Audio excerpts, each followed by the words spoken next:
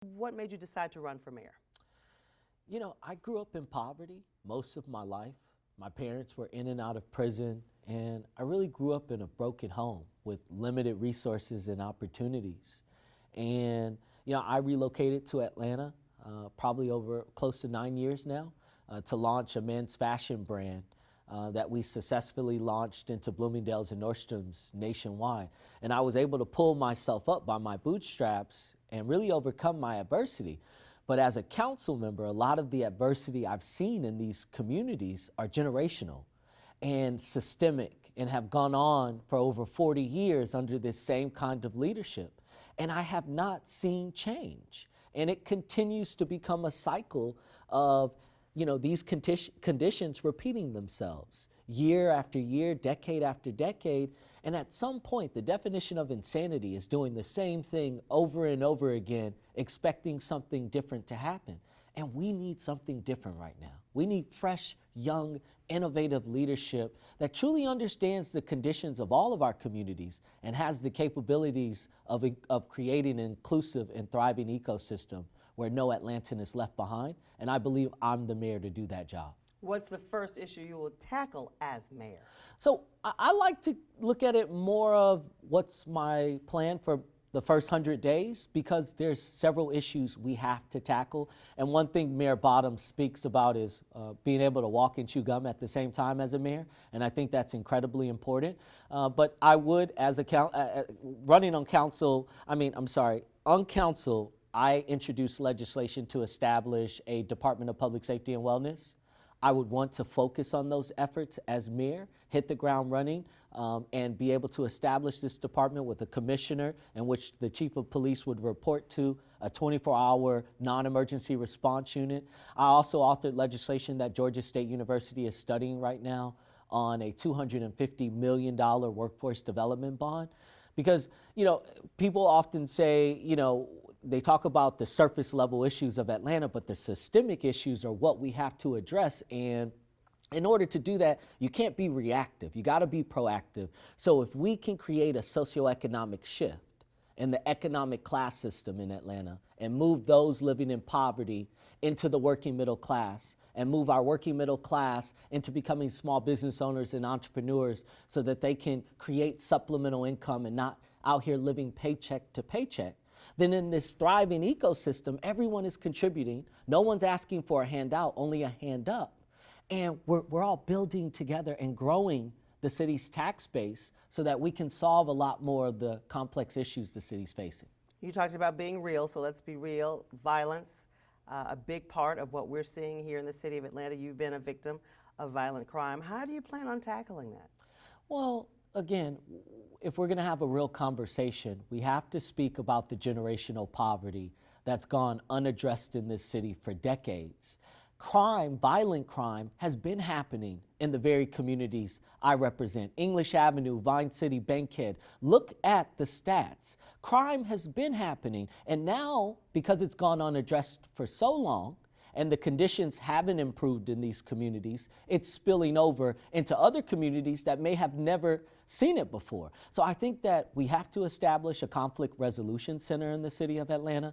That's something that St. Louis was able to do. We got to get back to community policing, where we're requiring our officers to get out of their cars, to rebuild the relationship and the trust between police and community. That was something I enacted as a city council member, and we were able to reduce crime by 57% in 4 months. But we had to cancel the program because it wasn't budgeted.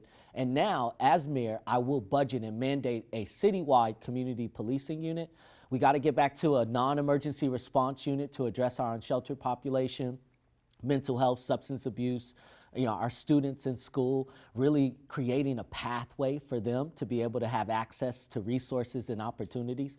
All of these things are critical when you talk about violent crime, because if we continue to be reactive and just put officers on the streets of Atlanta, like I've heard many candidates speak about, without even really understanding the functionality and responsibility of police, we're never going to ever cure the cycle of crime, violent or anything other than that.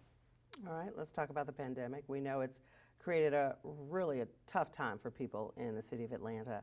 How do you plan on helping to ease the burden for people, get us back to a recovery level, and help people that have been hurt so badly by the pandemic? Well, for starters, we have to focus on our most vulnerable populations within the pandemic and the conditions in which it's caused a lot of our residents. And those are our small businesses. Many of them, they started their business not knowing that the pandemic was going to hit. They've had to shut their doors. And our small businesses are the heart of our economy. They hire everyday working people.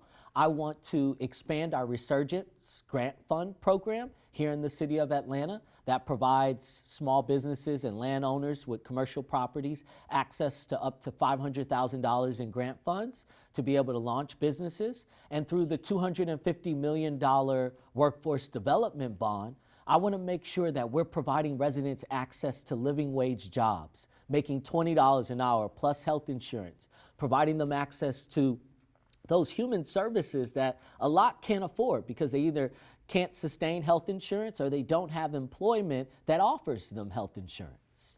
Heard you talk on this next issue a lot, and this is the city of Buckhead that wants to be its own little city and move away from Atlanta. Where do you stand on this issue, and what are you going to do to address the concerns of people who want to separate? Well, I think the issue is relatively, I believe it's really fueled by politics. I think that unfortunately the institution of politics in this city has operated to the detriment of its residents. And I think whether you live in Buckhead or Bankhead, we all want the same things. We want our roads fixed, we want to feel safe in our communities, and we want our businesses supported. We want a fair and equitable opportunity to build a life in which we can thrive and prosper in the city of Atlanta. And we want to feel heard.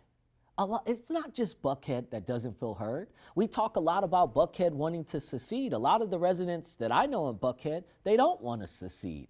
And it just seems as though it's being really perpetrated by folks that are completely disconnected from the reality of what's even happening in these communities. And it's not just Buckhead that's been left behind when it comes to folks being able to feel heard in this city. It's tons of communities that I represent that feel like they haven't been heard for over 40 years.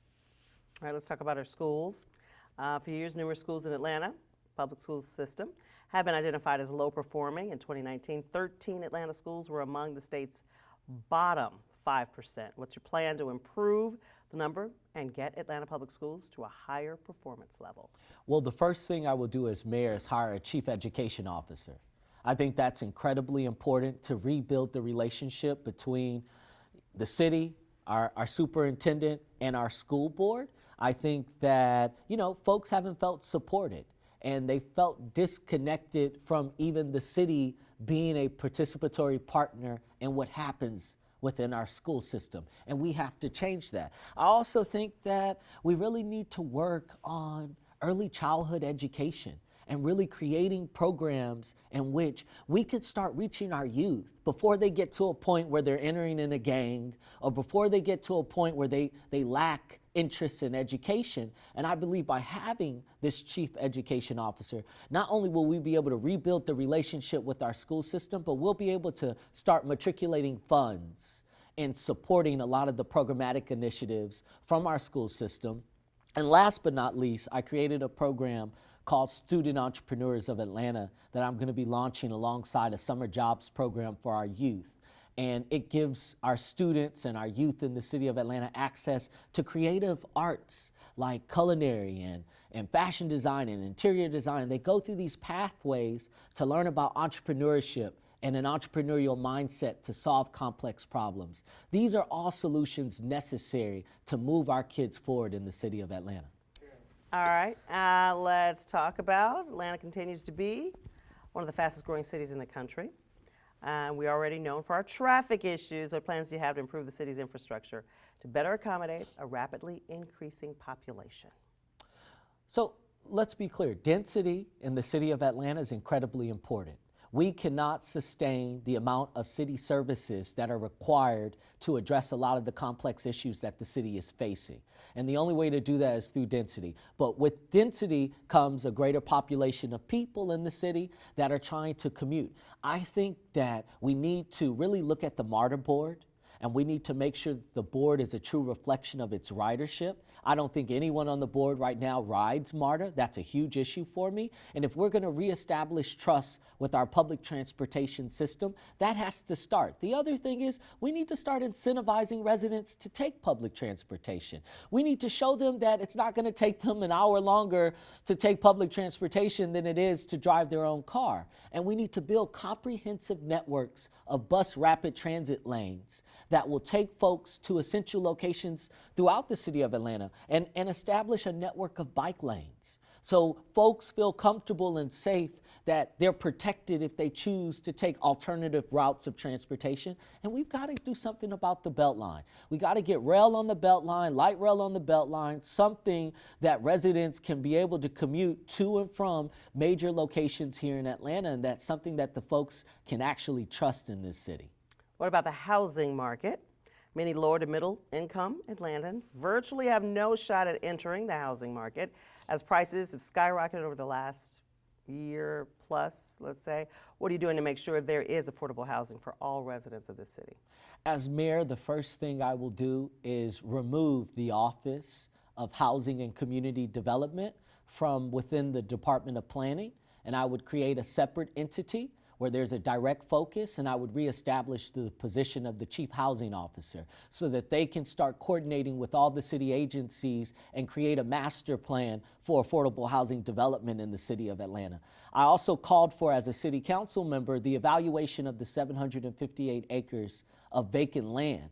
I think we need to have a citywide auction where we start auctioning off for $1 some of this land to start leveling the playing fields, because we talk about generational wealth building, but the closest thing that we as residents in this city have access to when we talk about wealth building is ownership. And that's either home ownership or business ownership. You know, and we've got to ensure that folks have that access. And for our developers in the city of Atlanta, I'm going to do two things. I'm going to expand the affordable housing permit fee waiver program that I established as a city council member citywide and ensure that everyone has an opportunity to participate. And I'm going to require of our developers, based on an incentive fund program we're going to put together, that if you develop in the city of Atlanta, you are required to develop at minimum 30% of affordable housing with every development in the city.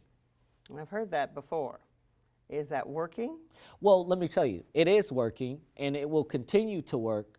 They've never said 30% before. The reason why is because land costs are so high that it makes it very difficult for developers to develop that amount of affordability. But with the permit fee waiver program that I created, it incentivizes developers. So if they were originally planning to develop this amount of affordable housing, if they increase their affordable housing digest within their development, we waive the permit fees and create an incentive for them to build more affordable housing. So there are pathways to it. We just gotta be innovative and have ideas and think outside of the box, something that this city has failed to do for a very long time. All right, let's have a little fun here and do a little lightning round. Okay. So first question is, what's your favorite restaurant in Atlanta? Green Sprouts. It's I've been vegetarian / vegan for about 5 years now, so that's a really good one. And Cafe Sunflower on Peachtree. Love them. All right, if you could pick one activity to do with family and friends in the city, what would it be? You know, I enjoy the aquarium. It's in my district. And, you know, it's only so many times you can go look at fish, but they always seem to have a new kind of exploration set up there. So I really enjoy the aquarium. All right. Which team will win a championship next? This is kind of easy, probably. The Braves, the Hawks, the Falcons, United, or the Dream? Well, we know United is going to probably win. But you know, I have hope and faith in the Falcons. I mean, I think folks have lost some faith, but I believe that they can get it together and really, you know, win some championships for the city of Atlanta. And you know your Braves just did a division win. Oh yeah, no, I know, but that's kind of That's expected. yeah, I'm trying. I think we need to get some of our other teams I agree. to that place. I agree. What's the first thing that comes to mind when I say Atlanta? I think of Ludacris, and I think about his song "Welcome to Atlanta," and I think about just, when I first moved here and just what that really meant for me, and how much my life has changed since I've been welcomed to Atlanta. So, All right. Where'd you move from? New York, Harlem. Oh, this is a lot different, isn't it? It All is. right. 30 seconds. Give us your best plea for why Atlantans should vote for you. Yeah, the definition of insanity is doing the same thing over and over and over again. And I believe that we are standing on the precipice of either being this great international city we talk so much about, or unfortunately becoming a city we don't recognize. And I believe, as mayor, the only mission that's going to truly address these issues is by creating a socioeconomic shift in the economic class system in Atlanta, where we begin to move those living in poverty into a working middle class and really supporting and lifting up our working middle class. And there's no other candidate speaking about this. If we don't truly, finally, address the issue of generational poverty in this city, then we will find ourselves repeating the mistakes of the past. I know that there's a lot of things that folks have said about me, but at least voting for me, you're voting for someone that truly represents the interests of the people, and not a political interest and not a corporate interest, but the interests of the people.